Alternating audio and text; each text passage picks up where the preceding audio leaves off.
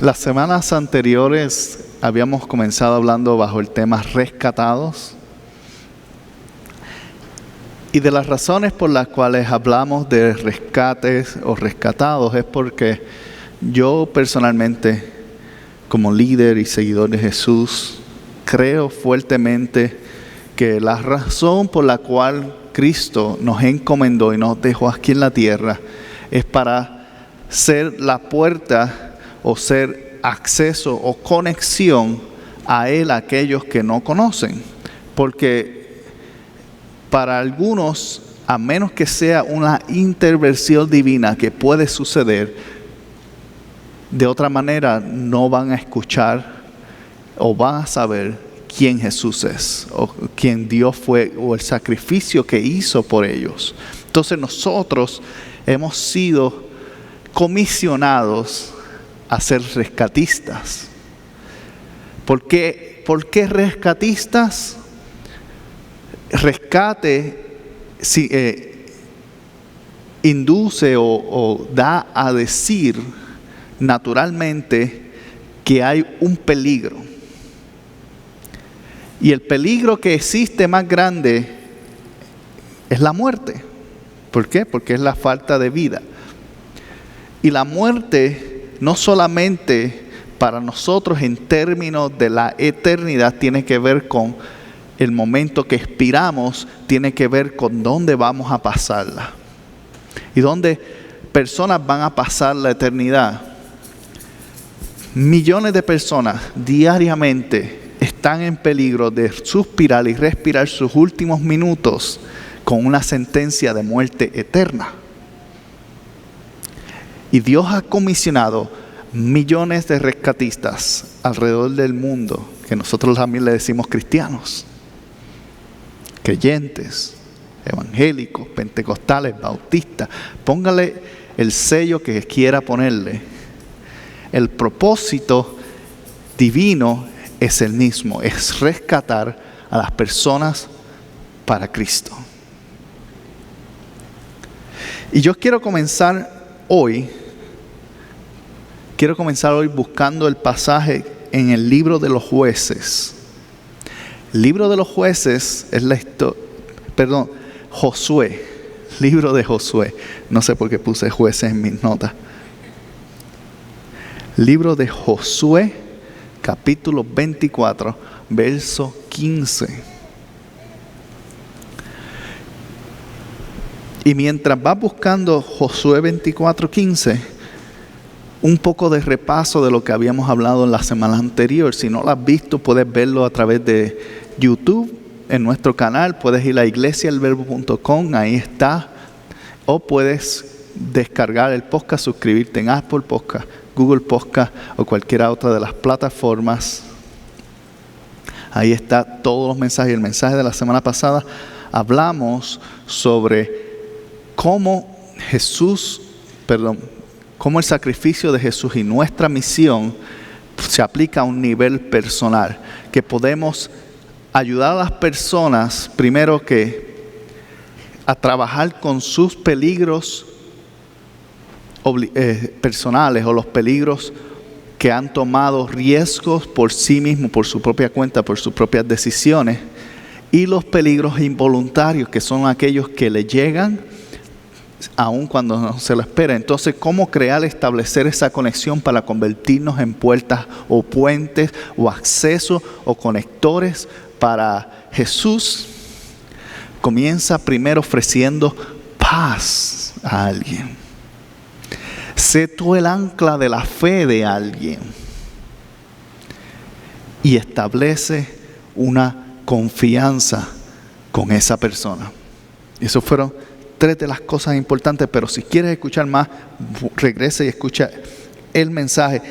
Josué 24, 15 dice: pero si a ustedes les parece mal servir al Señor, elijan ustedes mismos a quienes van a servir, a los dioses que sirvieron sus antepasados al otro lado del río Éufrates, o a los dioses de los amorreos, en cuya tierra ustedes ahora habitan. Por mi parte, mi familia y yo serviremos al Señor.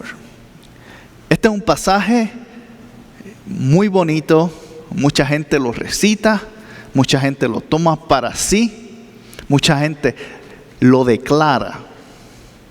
Y si usted lleva tiempo asistiendo a una iglesia, ha escuchado la palabra declaración múltiples veces. Declara esto, declara aquello. ¿Qué es declarar? Es hablar algo o hacer una expresión de algo que tienes en el interior. Eso es declarar. Ahora, en el término cristiano, declaración tiene que ver con un acto de hablar algo con la idea que esté basada en la creencia o la fe de eso que estoy confesando. Eso es declarar. Y en este caso, Josué, él ya ha conquistado parte de la tierra que le habían prometido. Salieron de cautiverio. Josué fue uno de los cautivos. Sucede que en muchas ocasiones la gente olvida de dónde salió y se acostumbra a lo que está viniendo. Pero Josué no olvidó de dónde salió ni quién lo sacó de ahí. Entonces, cuando le hace la expresión, le está hablando a un pueblo israelita que la mayoría ni había visto a Egipto, porque todos habían muerto, excepto unos cuantos que habían quedado, incluyendo Josué y Caleb. Todos los demás habían muerto y era una generación nueva que había crecido en el desierto. No conocían la esclavitud, por ende no entendían el trabajo que no tenían. Un sentido de agradecimiento por la experiencia es muy diferente que recibir una idea por costumbre. Josué tenía la experiencia de haber salido de un cautiverio, entonces seguía a Dios por agradecimiento de que hasta el día de hoy todavía estaba con él. Pero el resto de la gente a la cual él estaba hablando no había experimentado eso. Había experimentado culturas de gente que ellos interactuaban en el desierto. Habían adquirido ideas de los padres de ellos que habían salido de Egipto y habían traído idolatría con ellos. Y ahí por eso es que le expresa, pueden adorar a esos dioses que al otro lado del río Éufrates. ¿Qué era el otro lado del río de Éufrates? El desierto donde los muchachos, que ahora eran hombres y mujeres, se habían crecido y se habían acostumbrado y conocían a un Dios que no que simplemente le daba las necesidades a su pueblo, simplemente pasaba, era lo normal. Entonces, para ellos tener pan del cielo era normal, no era un milagro. Para ellos tener codornices, ellos nacieron en ese ambiente, para ellos era normal. Entonces era muy difícil creer que Dios lo estaba haciendo. ¿Por qué? Porque era la norma. Entonces cuando Josué está hablando, cuando Josué está declarando en este punto, le está hablando a una generación que no tenía la idea de dónde ellos venían ni el por qué adoraban a un Dios más grande. Lo único que ellos habían visto es que las murallas de Jericó cayeron. Y que no importaba, excepto en una batalla, no importaba las batallas, ellos siempre ganaban. Y como siempre, cuando tú eres un ganador, alguien que no pierde mucho, la idea de Dios pasa a un plano secundario y la idea de mis habilidades pasa a un plano primario. Entonces ya empiezo a pensar que, qué victoria tuvimos. Ganamos esa victoria. Mucha gente fueron derrotadas y yo fui parte. Y a veces eso hasta en congregaciones, en iglesias se puede ver. Se puede ver que cuando comenzamos a tener éxito, pasamos a Dios a veces a un segundo plano y se convierte en líder, en pastor, en personas, en grupos étnicos. a quienes fuimos a una misión y se convirtieron 15, ¿viste? Si no hubiésemos ido a esa misión. Bueno, no es manera de saberlo porque Dios puede usar a cualquier otra persona para llegarle a esa persona si realmente quiere que se salve. Entonces no depende de mí. Pero si yo nazco, especialmente si yo voy creciendo en el evangelio, en el cristianismo, especialmente muchos de nuestros hijos no saben lo que hemos pasado, ni de dónde venimos y por qué agradecemos a Dios. Entonces, es muy diferente.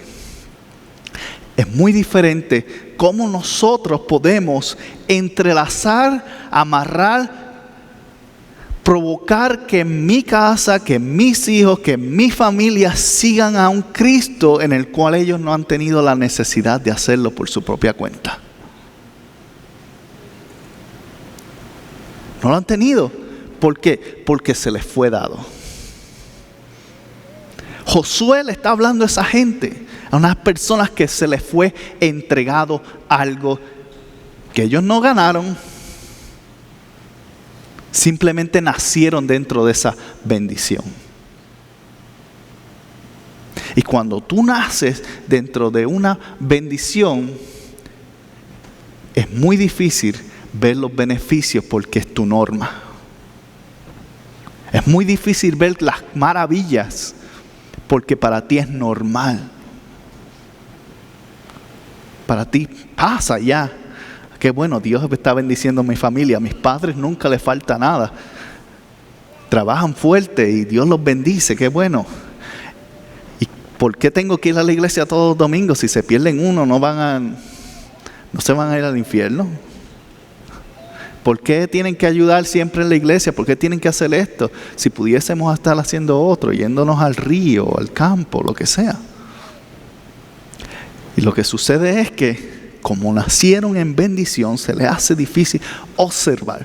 Y en este punto Josué toma una iniciativa. Él declara. ¿Cuál es su declaración? Yo como individuo voy a optar por seguir al Dios que me trajo a este punto. Ustedes son individuales, pueden hacer lo que quieran. Ahora, eso es una expresión que tiene muchas connotaciones porque todos queremos que la gente que desciende de la misma familia, los israelitas eran todos familia, todos descendientes de Abraham, en cierta manera eran familia. Era un grupo que había sobrevivido a esclavitud, a desierto. Y si tú eres parte de un equipo que ha pasado por muchas cosas difíciles, ¿verdad que se siente como que son personas que son a veces hasta más cercanos que la sangre misma? ¿Por qué? Porque han pasado tiempos difíciles juntos y la han logrado superarlas. Y Josué se mira a esta gente que él es familiar, que ha ido con batallas a él, que ha estado siempre detrás de su liderazgo y les dice, ok, ya ganamos, ya tenemos la bendición, pero hay algo que yo no puedo hacer por ti. Yo no puedo decidir tu destino eterno. Te toca a ti. Te toca a ti. Tú decides si quieres apartarte, si quieres hacer esto, o quieres continuar con Dios, o lo que sea que vayas a hacer. Tú decides. Pero permíteme decirte una cosa. Yo que he vivido a través de todos estos procesos, que vengo de este lugar, testimonio, vengo de este lugar. Historia, he pasado todo esto. Resultado, y por eso es que tenemos una bendición. Testimonio, historia, resultado. Entonces, por eso yo personalmente digo que mi vida, mi alma está dedicada a Cristo. Porque pasó esto, este es quien yo fui y este es quien yo soy. Ahora, tú no has pasado tal vez todas estas, como yo las he pasado, pero has pasado algunas. Hijo, hija, hermano, primo, lo que sea. A quien usted le esté hablando. Como Josué le estaba hablando a sus familiares. Y le dice, yo y mi casa serviremos a Jehová o al Señor. Pero la realidad es que aún su casa tiene la opción de no servirle al Señor. Porque cada uno tiene su libre albedrío, su independencia. Y en el momento que violamos el libre albedrío de alguien, estamos pasando la barrera que a Dios mismo ni Dios mismo ha cruzado. Y esto nos trae a un territorio que no nos gusta. No es un territorio familiar, no es un territorio amigable. De hecho es amargo. De hecho es difícil. Porque yo como padre, yo quisiera que Sofía y Adrián continuaran los pasos en Jesucristo. Pero estadísticamente también conozco que el 70% de los hijos de pastores terminan fuera de la iglesia. 70% de hijos de pastores terminan fuera de la iglesia. Yo fui parte de esa estadística, gracias a Dios me rescató eventualmente. Pero yo también fui de parte de esa estadística. ¿Por qué? Porque nacimos o crecimos dentro de la bendición y es más difícil ver. Y cuando es difícil ver el peligro, es más fácil caminar hacia él. Y cuando es más fácil caminar hacia él, es donde como padres, madres, hijos, primos o lo que sea, familia, hermanos en Cristo, tenemos que estar alertas con nuestra habilidad de rescatista. Nuestra habilidad de observar. Y la primera parte es declarar. En otras palabras, expresar nuestra vida hacia ellos. Porque a veces no conocen nuestra historia. A veces no conocen por qué estamos aquí. Por qué ellos tienen una cama cómoda. Por qué esto, aquello. No lo conocen. Porque tal vez pensamos, yo pasé por eso y no me da vergüenza que ellos lo sepan. O tal vez no quiero que piensen menos de mí. ¿Y sabes qué?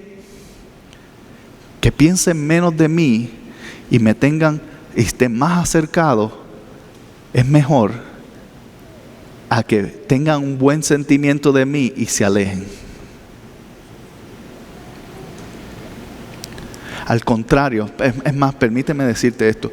Cuando tú abres tu corazón a honestidad, a transparencia, con esas personas que confían en ti, te respetan más.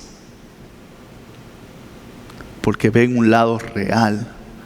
Y más que nada, no solamente eso, también ven la oportunidad de que si papi o mami vino de esta área, yo puedo abrirme para contarle o hablarle de esto que me está pasando. Pero a veces queremos crear una imagen tan perfecta porque no queremos que nuestros niños sufran.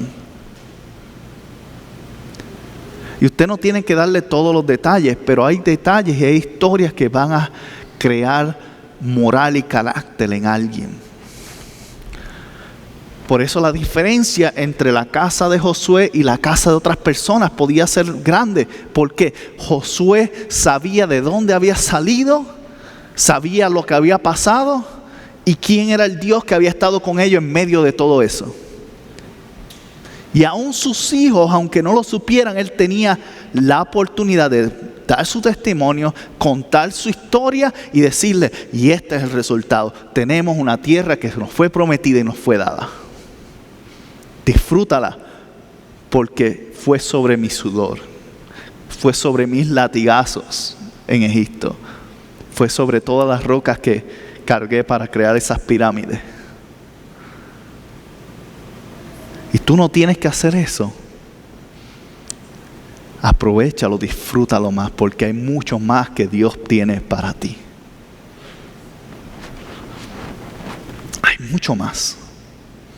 Entonces, cuando Él está declarando eso, y se lo está declarando a otros posiblemente, y lo más seguro, no optaron por hacerlo otro, o continuar con la idolatría que venían de sus padres que habían heredado de Egipto, o adoptar nuevas culturas. Si tú buscas el libro de los jueces, que hicimos una serie aquí, de hecho yo creo que el pastor Santi fue el que predicó esa, era constantemente, ellos volvían a los ídolos. Entonces claramente lo que dijo Josué no afectó para nada. En otras palabras, la gente lo tomó y dijo, lo que tú digas. Ya yo tengo mi tierra, ya yo peleé mis peleas, yo me retiro y este es para mí disfrutar las uvas y la miel y la leche que fluye aquí. Ahora, yo no entiendo nunca ese concepto, fluye leche, porque ¿de dónde está fluyendo? Pero quiere decir que tenía mucho ganado o había una factoría en esa área, no sé. Pero cuando observamos lo que Josué está declarando, es el punto y el concepto y el principio que debemos adoptar. No pierdas esa historia, o no dejes que se pierda esa historia en la vida de las personas que amas. No lo permita, declara. Ahora, la declaración, aún así, es un acto de ¿qué? De confesar algo en fe. Pero aún tú confesando algo en fe, no necesariamente quiere decir que se cumpla. ¿Ok? Porque cuando tiene que ver con la decisión, con la libertad de cada ser humano, yo puedo declarar ante alguien, declaro que tu Mercedes es mío, y la persona se me va a reír, se va a montar en el vehículo y se va a ir. ¿Por qué? Porque no tiene nada que ver con eso. Una declaración es un acto de poner la fe en acción, pero tiene que haber un acuerdo. Entonces, él declaró sobre su casa lo que él quería ver, pero hasta que su casa no estuviese alineada con lo que él creyó, no se va a cumplir. No se va a cumplir. Segunda historia. Hechos capítulo 16. Versos 28 al 33. Hechos capítulo 16. Versos 28 al 33. En esta historia, otra historia bastante conocida, si llevas tiempo en la iglesia, si es la primera vez que la estás escuchando, pues es una tremenda historia. Te recomiendo que leas el capítulo completo, Hechos capítulo 16, para que la tomes luego. Pero vamos a tomar estos versos y para que entiendas, habían dos personas, un apóstol llamado Pablo, un evangelista llamado Silas, estaban cantando, misioneros, estaban cantando en una prisión. La prisión se abre, hay un terremoto, las celdas se abren, ángeles y otras cosas están pasando por ahí. Lea la historia, está buena. Y cuando sucede que comienza todo esto está pasando, dice en el verso 28, el carcelero pidió luz, entró precipitadamente y se echó temblando a los pies de Pablo y de Silas. ¿Por qué hizo esto? Porque según la ley romana, la vida de los prisioneros era pagada con la vida del carcelero. En otras palabras, si se le escapaba un preso, por ese preso se iba a usted. En otras palabras, las posibilidades de ascender de trabajo en ese lugar eran bastante altas. La gente era promocionada a carcelero, y yo me imagino que la gente decía, espero que seas tú el que suba a carcelero esta semana. Yo quiero quedarme de soldado. Esa no era una promoción que recibían con honor. Entonces, cuando llegaban y eran promocionados de carcelero, era como que pues hay que mantener y asegurarnos que sí estén aquí. Y cuando se abrieron las celdas, había miedo. ¿Por qué? Porque si se escapaba uno, no necesariamente todos los presos, con uno nada más era suficiente. Y dice, él cayó a los pies de Pablo y Silas, luego los sacó y les dijo, señores, cuando vio que todo estaba bien, los sacó y les habló, porque él estaba escuchando lo que estaban cantando. Dice, ¿qué tengo que hacer para ser salvo? Y ellos le contestaron, cree en el Señor Jesús y tú y tu familia serán salvos. Luego les expusieron la palabra de Dios a él y a todos los demás que estaban en su casa. Y a esas horas de la noche el carcelero se los llevó, les lavó sus heridas y seguida fueron bautizados él y toda su familia. Mira qué interesante esta historia. Primero pasa el suceso de que el carcelero está pensando que va a morir. Y en este proceso llega una realización interna, como algunos de nosotros hemos llegado en algún punto, y es que cuando estamos en un punto de peligro, voluntario o involuntario, tenemos que actuar y tenemos que observar y tenemos que meditar. ¿Y ahora qué?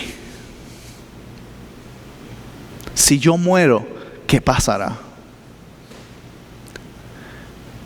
Y el carcelero, por lo que había escuchado, sabía que había algún tipo de respuesta en la boca de Pablo y de Silas. Entonces preguntó, y cuando dice los sacó, no quiere decir que les habló en la cárcel, los sacó, probablemente los llevó a la entrada de la cárcel o a su oficina personal, no sé, los sacó en un lugar aparte y les habló y les dijo, ¿qué tengo que hacer para ser salvo? Hay personas hoy día que andan con esa misma pregunta dentro de ellos. Pero hasta el momento que vean en mí que tengo una respuesta, no me la van a preguntar. El carcelero sabía, por lo que había escuchado toda la noche, tal vez por las historias que venían antes de él, cuando los recibieron probablemente le dieron reporte. Estos dos fueron arrestados porque estaban hablando sobre un Dios pagano o Jesús o lo que sea. Tenía que haber sabido algo para él entonces atreverse a hacerle esa pregunta, porque no les preguntó eso mismo a los demás presos. Los demás presos los amarró de nuevo. Pero a ellos dos les pregunta, ¿qué necesito para ser salvo? Había algo que ellos cargaban, había algo que ellos tenían, había algo que él había visto o escuchado de parte de ellos que le da la confianza de hacer esa pregunta. Algo les traía paz. Y como hablamos la semana pasada, la primera clave de crear un puente de conexión entre Cristo y la vida de alguien, yo tengo que ser paz para ellos. Él sintió la paz al verlo y entonces se atrevió a preguntar, ¿qué tengo que hacer para tener esa paz que tú tienes? ¿Qué tengo que hacer para tener esa libertad que tú tienes aún encarcelado? ¿Qué tengo que hacer para ser salvo? Y Pablo y Silas, como rescatistas, le dieron la alternativa. Cree en el Señor Jesucristo. Y no solamente tú y tu casa. En una vimos que Josué declaró que él y su casa, en esta vemos que alguien les promete que su casa va a cambiar si toma ese paso. Ahora, esto es una promesa peligrosa porque tiene el riesgo de que si no cambia nada.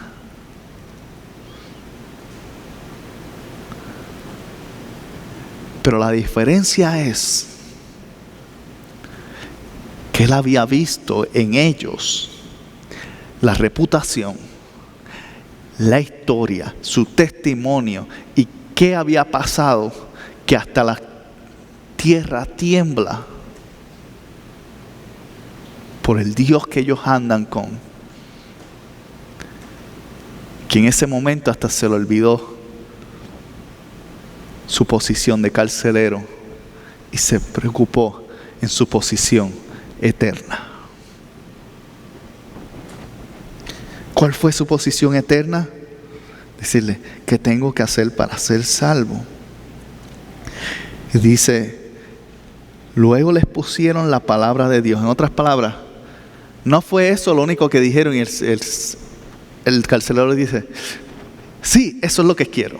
No, porque ese es el comienzo de la relación, esa es la apertura. Y a veces nosotros, especialmente hoy día, con nuestra cultura de microondas, pensamos y queremos las cosas inmediatamente. Pero si yo te dije que Cristo es la respuesta, ¿por qué no te metes a la iglesia ya?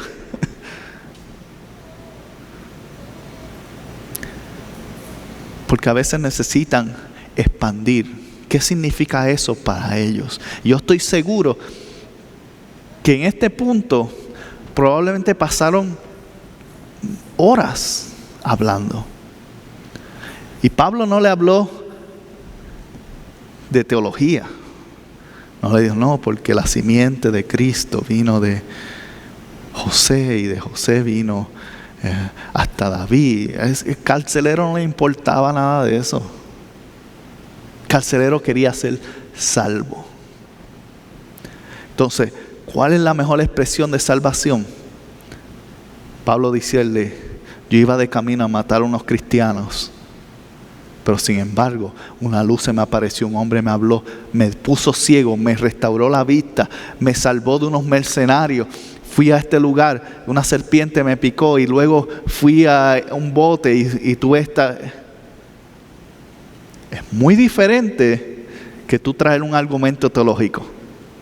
Porque un argumento de conocimiento cualquiera lo puede debatir. Una historia de vida nadie puede hablar contra eso. Y estoy seguro que cuando Silas le habló, le comentó de todas las veces y todas las misiones y todas las aventuras que había tenido y todos los peligros que habían sobrevivido. Y le dijo, sí, Pablo y yo hemos sobrevivido y continuamos. Aún estando encarcelados aquí, sabíamos que todavía no era nuestro tiempo porque Dios estaba con nosotros. Tú también puedes recibir esto. Y cuando el hombre escuchó eso, cuando él escuchó esas historias, ya dejó de ser una simple promesa, se convirtió en un hecho que tenía resultados. Porque es fácil tomar, aún especialmente para nosotros en la Biblia, es fácil tomar promesas y decir, tengo fe, voy a creer que Dios me va a librar de esto y Dios me va a dar esto y puedo creer todo lo que Dios quiera. Pero si no hay historia, si no hay algo para soportar nuestro argumento, no hay una fe detrás de eso. Es simplemente una idea. Simplemente una idea. Él estaba ahí. Recibió y dice que no solamente él recibió, él y su familia. Recibió él y su familia. Y fueron hasta bautizados en esa misma madrugada. Porque ni aun el agua fría puede cambiar eso. Puede cambiar lo que es el resultado de una vida que realmente ha sido impactada por Cristo. Entonces, como rescatistas, en ambos ejemplos, ¿qué cosas vemos? Que mi testimonio, mi historia y mis resultados son esencial e importante para yo influir en la vida de las personas a las cuales quiero ver cambiadas. Josué lo hizo con un pueblo. Pablo y Silas lo hicieron con un hombre. Un hombre que cambió su familia con ese acto.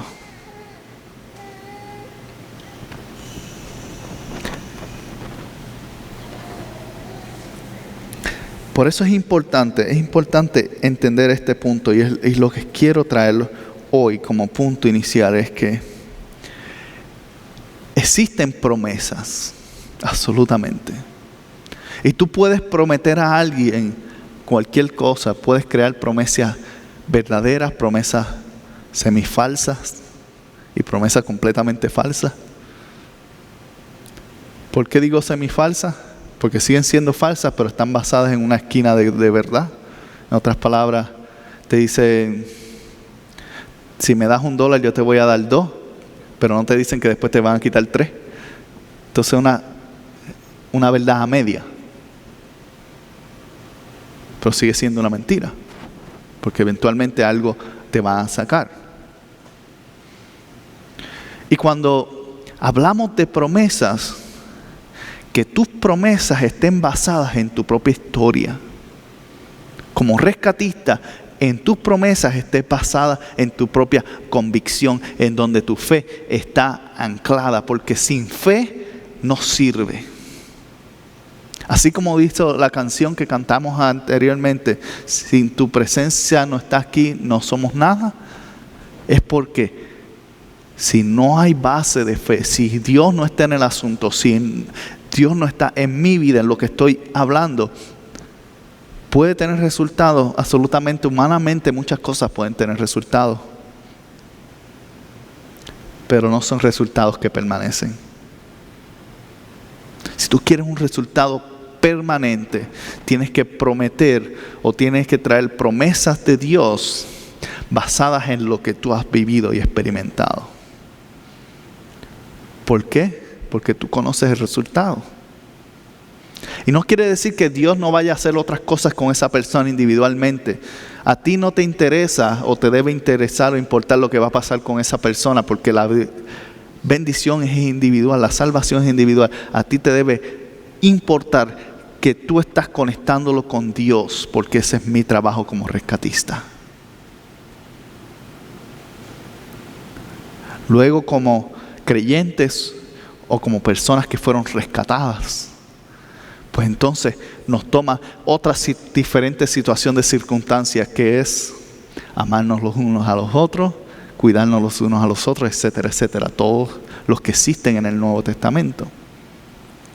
Pero en el punto en el cual tú estás haciendo la función de rescatista, lo que a ti te importa es crear una conexión de paz y confianza hacia Dios. Y la única manera que alguien puede confiar que Dios es real es porque lo ha sido en tu vida. Si no lo ha sido en tu vida, pues ¿de qué estamos hablando?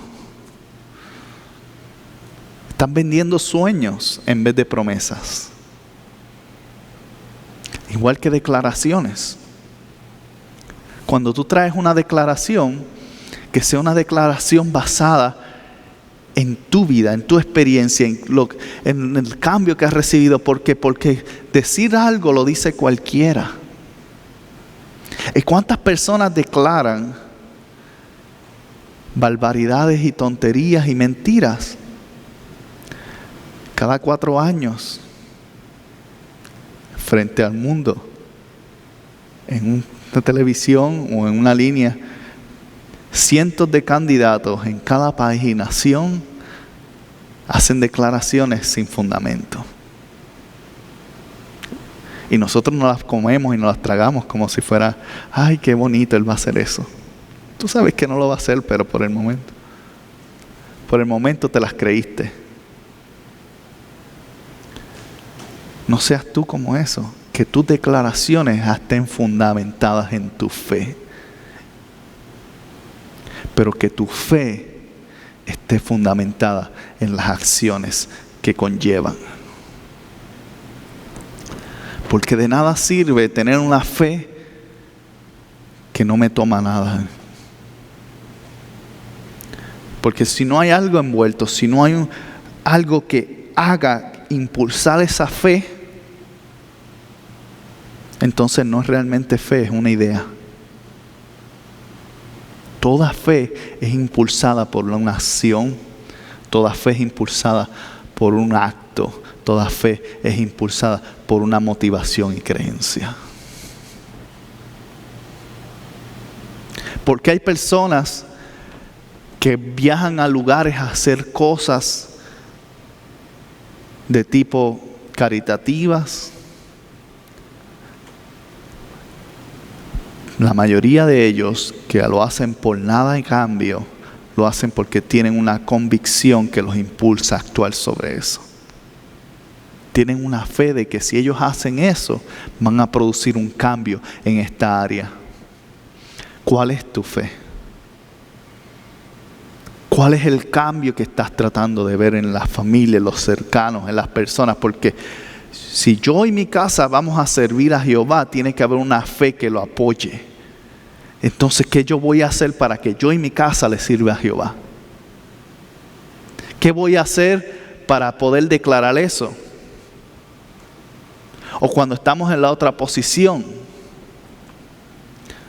que cuando nos prometen que yo y mi casa vamos a ser salvadas,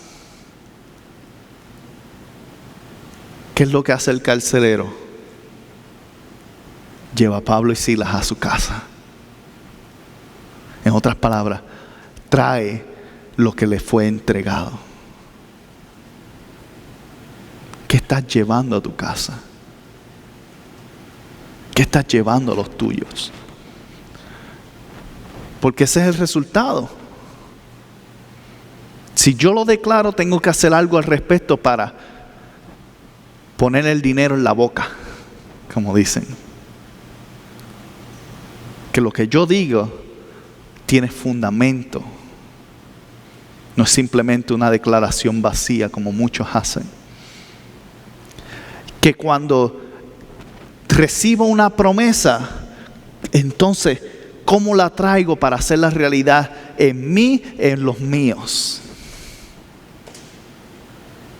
Porque es muy fácil decir, sí, Señor, gracias, porque tus promesas son buenas. Después, años después, Señor, yo no creo en ti porque eso nunca pasó. ¿Qué hiciste tú para hacer que provocara eso que sucediera? Lo traíste para tu vida. Hiciste los cambios necesarios para poderlas recibir. Porque a veces Dios viene y te dice, o te hace una promesa y dice, te voy a prosperar. Y como recibiste esa promesa, viniste y te metiste en 20 deudas más, porque si vas a tener prosperidad, pues vas a poderlas pagar más adelante. Eso no es prepararte, eso es ser insensato. Prepararte es lo opuesto, porque la prosperidad o porque la bendición financiera puede llegar por la razón de que no tienes deuda. Porque ahora lo que está entrando no se lo está comiendo un banco. Entonces, es diferente. Es totalmente diferente. Tenemos que ser responsables y traer lo que se nos ha entregado para hacerlos parte de nosotros. Como rescatistas, yo quiero entonces hablar de lo que está en nuestro poder. ¿Qué podemos hacer una vez que recibimos o declaramos? ¿Y qué podemos hacer una vez que traemos eso a nuestra casa? Para que se infunda, para que se difunda, para que otros lo reciban también. Lo primero que debo entender y hacer es que cuando yo quiero que algo influencie a alguien, yo tengo que ser intercesor de esa persona. En múltiples ocasiones, a través de los evangelios, Jesús ora por sus discípulos y por todos los creyentes. Múltiples ocasiones Él intercede. Él oró por ti. Él oró por mí.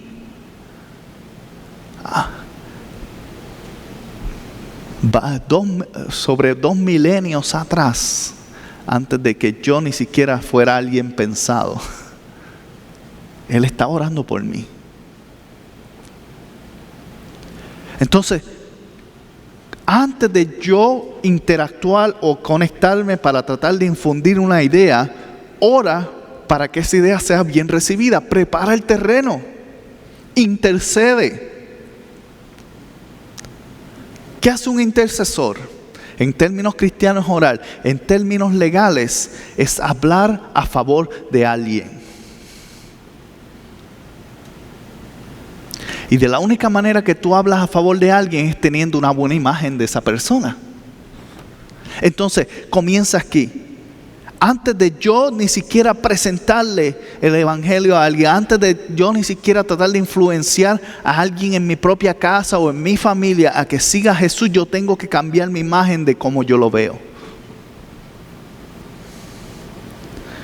Porque si lo veo por lo que es, lo voy a juzgar por lo que pienso. Pero si lo veo por lo que Dios lo ve, lo voy a amar por quien Él es. Muy diferente. Entonces, tengo que ser un intercesor. Tengo que interceder. Tengo que hablar a favor de alguien. Y eso es declarar. Lo segundo es que tengo que ser un facilitador. ¿Qué cosas podemos facilitar? Primero tengo que ser un facilitador de paz. Tengo que crear un ambiente en el cual la persona se sienta cómoda. Y si la persona no se siente cómoda conmigo, no va a escuchar nada de lo que yo tenga que decir o hablar.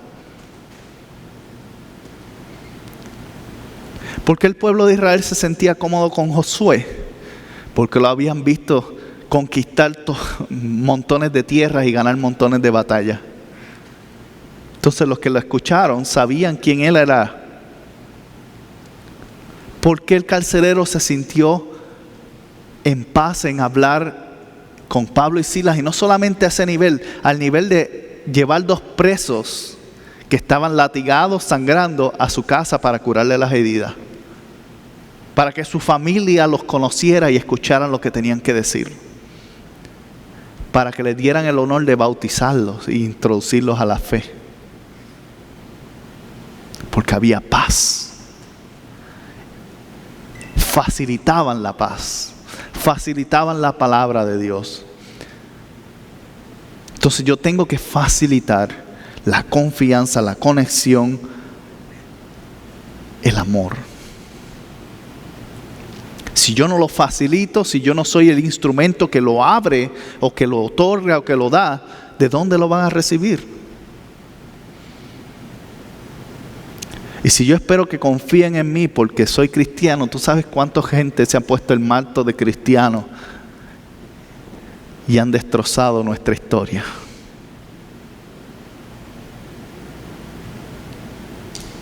Es más, he visto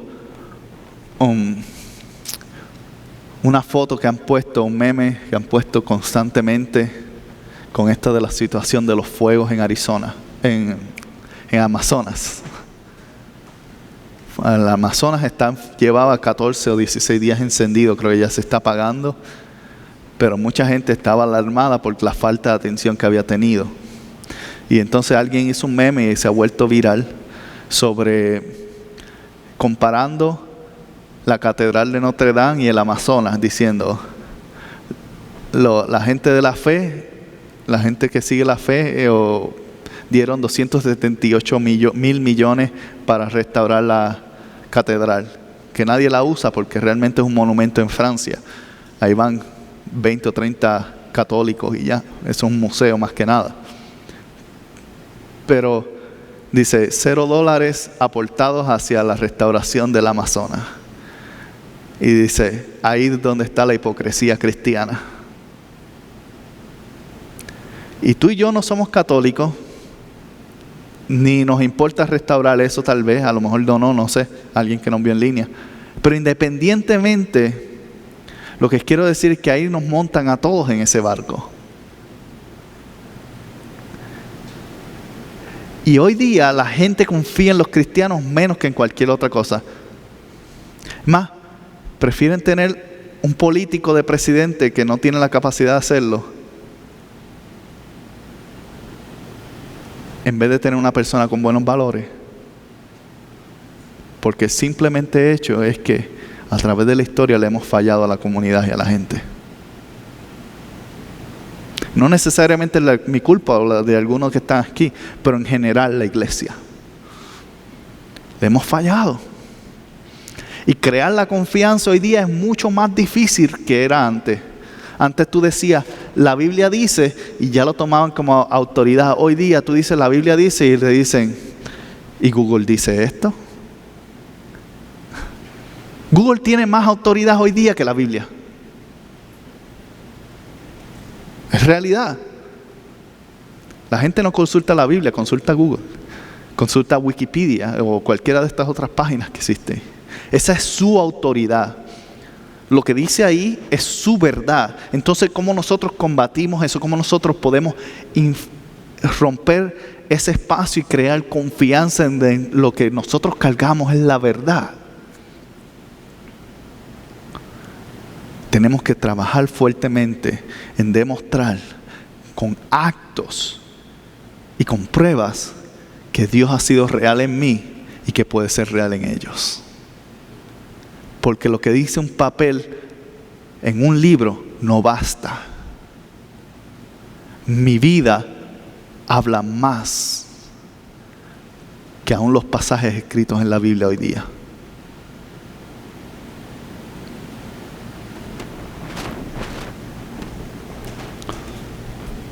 Entonces tenemos que facilitar quién ha sido Dios y quién Dios puede ser para ellos. Y luego de eso tenemos la tercera cosa, interceder, facilitar. La tercera cosa que tenemos que hacer es proteger. Ahora, la protección es un tópico un poco difícil de navegar, porque puede interpretarse de muchas maneras, así que voy a tratar de ser lo más claro para que entiendan por qué estoy diciendo proteger. No estoy hablando de proteger en el sentido de hacerlo y de ignorar, de te acepto y te protejo, si eres así pues está bien, si te vas a tirar por el risco pues hazlo, si te vas a endrogar pues está bien, es tu decisión. Eso no es proteger, eso es permitir. Son dos cosas diferentes. Nosotros podemos permitir cosas porque son decisiones de alguien, pero proteger es algo distinto. Proteger es cuidar o sacar a alguien de peligro. Ponernos frente al peligro para tomar el lugar de alguien que está en peligro. Y no siempre es algo que es agradecido. No siempre es algo que ni siquiera es bien visto.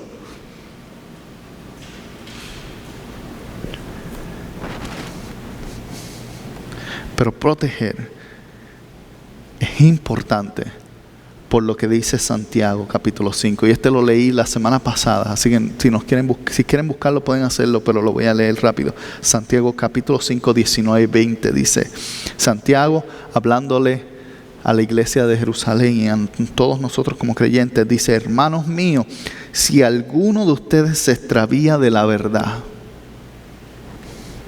y otro lo hace volver a ella, recuerde que quien hace volver a un pecador que se extravió, lo salvará de la muerte y lo cubrirá de muchísimos pecados. Entonces, ¿cuál es la protección que está hablando de ahí? La protección es, lo estás protegiendo de que la muerte sea su destino.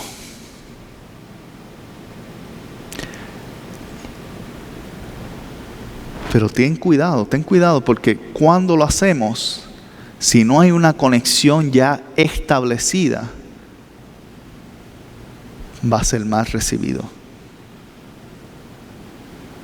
Pero cuando la conexión está establecida, cuando ya has logrado establecer paz en el corazón, tal vez ese día te dirán cuando establezca, el Señor es lo que necesita, vamos a orar juntos, lo que sea que le estés diciendo a la persona, te va a decir, es que ahora no.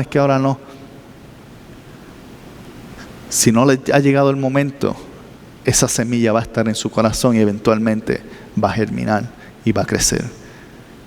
Y cuando menos te lo esperas te va a decir, mira, acepté a Jesucristo. o cambié mi vida, o lo que sea, el término que utilice. Soy uno de esos cristianos.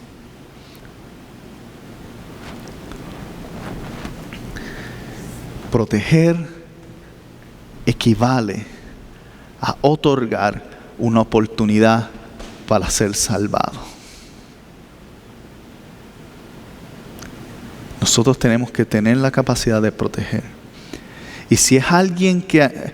¿Cómo lo hacemos si es alguien que ha crecido dentro de la bendición? Si es uno de nuestros hijos o familiares que conocen a Cristo. Han escuchado todas las series y sermones del pastor, todos los estudios bíblicos desde los niños hasta los jóvenes, y eso no les causa absolutamente nada de convicción. Porque no han necesitado ser convencidos, se les ha sido entregado. Aún así, tú puedes protegerlos a través de la intercesión, a través de mantenerte cerca, a través de facilitar un ambiente en el cual tu vida hable de quién tu Dios es. Porque cuando se alejen y cuando experimenten, y esperemos que no sea el caso, pero si lo hacen, y su ancla, como el ejemplo que usamos la semana pasada, su ancla se despega y empiezan a navegar en un mar que se los está llevando, pueden observarte a ti que durante años has estado anclado en la fe, has estado persistente, consistente, y no importa los vientos ni tormentas que han venido, tú has mantenido aún fijo en todo ese movimiento. Ellos van a decir: mamá, papá, tío, tía, primo, prima, amigo, amiga, ayúdame. Y en ese momento tu fe va a anclar su vida y los va a acercar a Cristo.